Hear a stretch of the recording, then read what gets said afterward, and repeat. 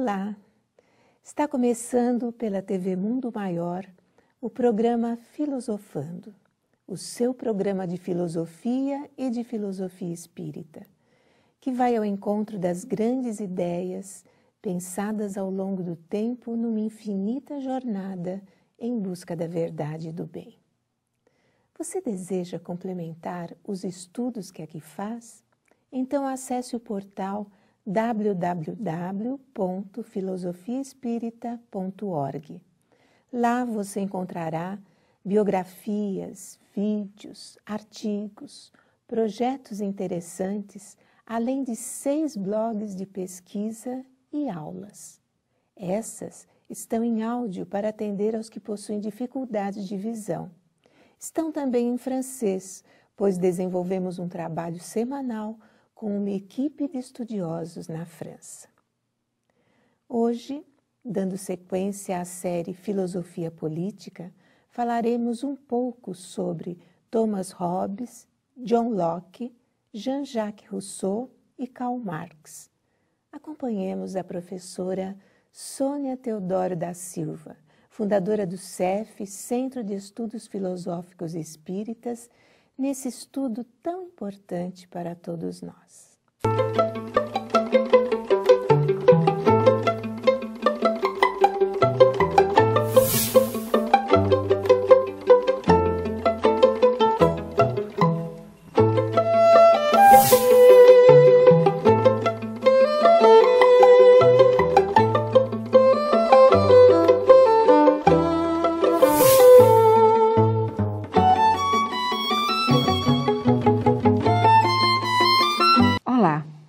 No programa de hoje, daremos sequência à série sobre elementos de filosofia política, iniciada com o programa Filosofia Política 1, no qual ponderamos com você sobre a importância de conhecermos um pouco sobre o desenvolvimento da política na história humana e, com base nesse conhecimento, bem como nas pesquisas que você se sentirá incentivado a fazer, reconhecer-se como responsável pelos rumos políticos em nosso país nas próximas eleições.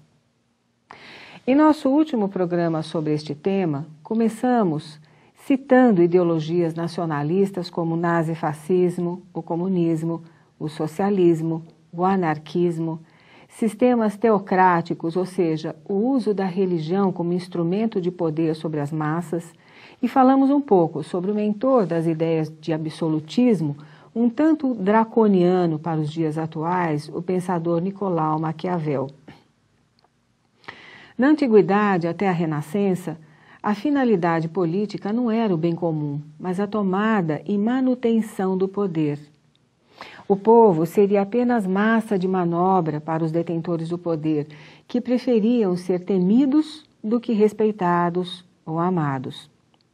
Para que possamos entender o cerne da questão, vamos caminhando pela história até chegar em Thomas Hobbes, que nasceu em 1588 e faleceu em 1679, foi matemático, teórico político, filósofo inglês, autor de O Leviatã e do Cidadão. Segundo Rocha e Querichelli, mais de um século depois de Maquiavel, quando a Revolução Científica iniciava-se na Europa, a modernidade já podia ser vislumbrada e a concepção moderna de Estado já se fazia reconhecer nas ideias dos pensadores mais excepcionais, entre eles o filósofo e matemático inglês Thomas Hobbes. O que separa os pensadores modernos de Maquiavel é a maneira como cada um enxerga o poder soberano. Os modernos veem o poder soberano como pertencente à instituição ou Estado, enquanto Maquiavel o vê como pertencente ao indivíduo, o monarca, ou a um grupo de indivíduos, os aristocratas. Vivendo no contexto da Guerra Civil Inglesa, assim como Maquiavel, Hobbes deseja o bem de sua nação e anseia ver o fim da crise, e por isso escreve sua obra a favor de um monarca, crente que somente um homem virtuoso poderia conferir ordem a uma comunidade política. No entanto, se Maquiavel dirige sua obra ao próprio monarca, Hobbes dirige a sua ao povo, na intenção de convencê-lo da necessidade de submeter-se ao governo do monarca. Hobbes não acredita que o povo possa, sozinho, se organizar e governar em regime de livre cooperação, ou seja, democracia, sem um líder. Esta convicção é uma das suas principais motivações para desenvolver uma teoria que justifique racionalmente o poder absoluto de um soberano no governo do Estado. Esse pensamento Hobbes desenvolverá em O Leviatã. Já em 1632, nasce na Inglaterra o filósofo John Locke. Locke considera o direito à propriedade algo inerente à vida do indivíduo. O trabalho representa para Locke uma atividade que permite a apropriação de bens materiais, sendo o dinheiro um equivalente universal desses bens materiais, o qual permitiu o surgimento da economia de mercado.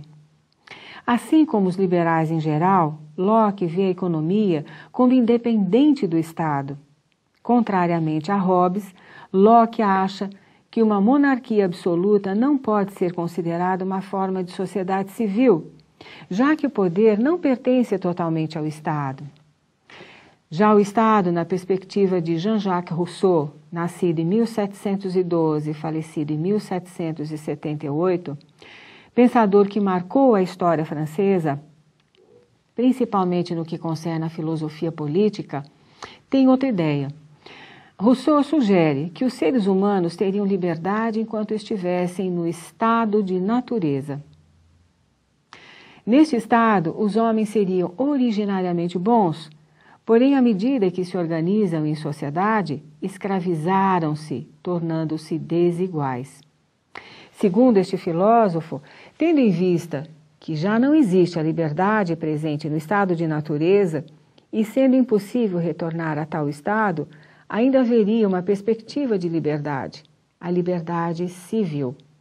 Por isso, Rousseau discorre sobre a necessidade de igualdade entre os cidadãos, sobre a possibilidade de que os membros da sociedade possam elaborar as leis a que terão de obedecer, legitimando-as desta forma.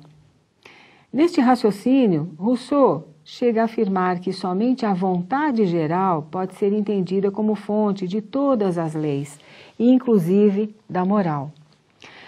Ainda segundo Rocher e Kelly, o pensamento de Rousseau, que levou uma vida errante e foi uma figura bastante controversa, oscilou dramaticamente não apenas entre liberalismo, republicanismo e radicalismo democrático, mas principalmente entre utopia e realidade.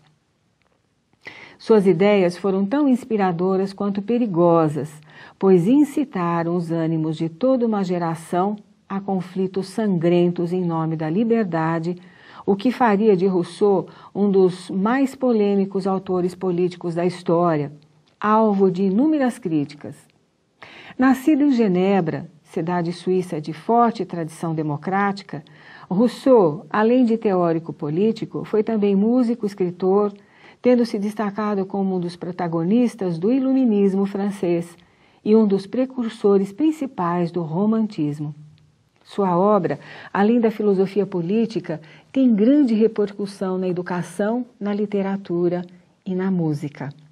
Para Rousseau, a questão da propriedade pode ser encarada como origem tanto da desigualdade como da justiça.